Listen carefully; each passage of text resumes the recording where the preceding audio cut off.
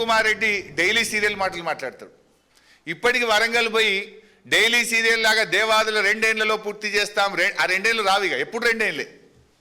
2024లో 2 ఏళ్ళే చెప్పిండు, 2025లో 2 ఏళ్ళే చెప్పిండు, మొన్న కూడా 2 ఏళ్ళే చెప్పిండు.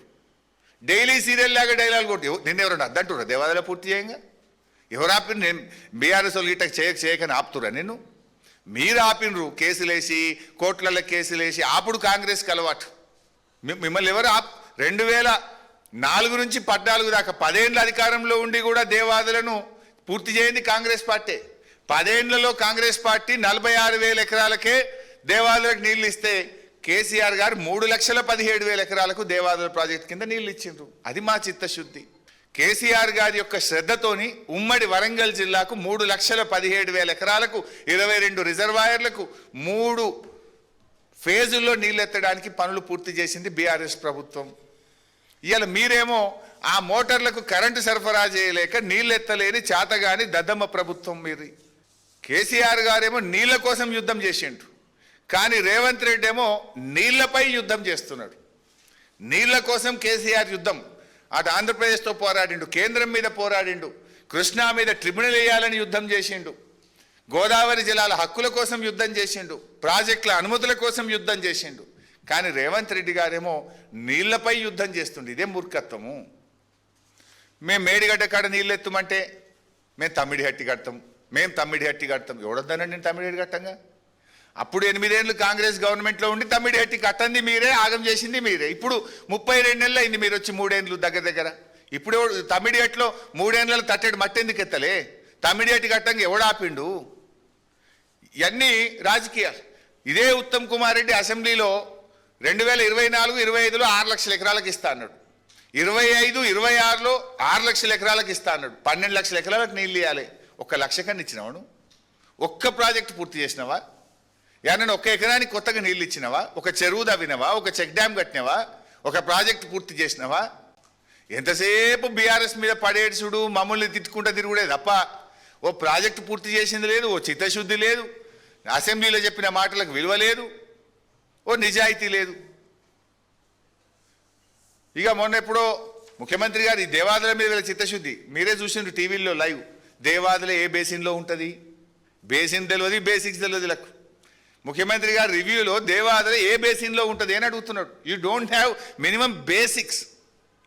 ఇది మీరు రాష్ట్రాన్ని నడుపుతున్నటువంటి తీరు. ఇవాళ ఈ కరువు పరిస్థితుల్లో, ఈ ఎలినినోలో ఇవాళ ఈ రాష్ట్రానికి వరం కేసీఆర్ గారు కట్టిన ప్రాజెక్టు. సీతారామాలో ఇవాళ మోటార్లు నడుస్తున్నాయంటే బీఆర్ఎస్ ప్రభుత్వం కట్టింది కనుక ఇవాళ సీతారామలో నీళ్ళు ఎత్తగలుగుతున్నాం మనం. ఇవాళ రోజు 1600 క్యూసెక్కులు సీతారామ ప్రాజెక్టులో ఎత్తి ఖమ్మం జిల్లా వైరా మరియు బేత్పల్లికి నీళ్లు పోతున్నాయంటే అది సీతారామ వల్ల.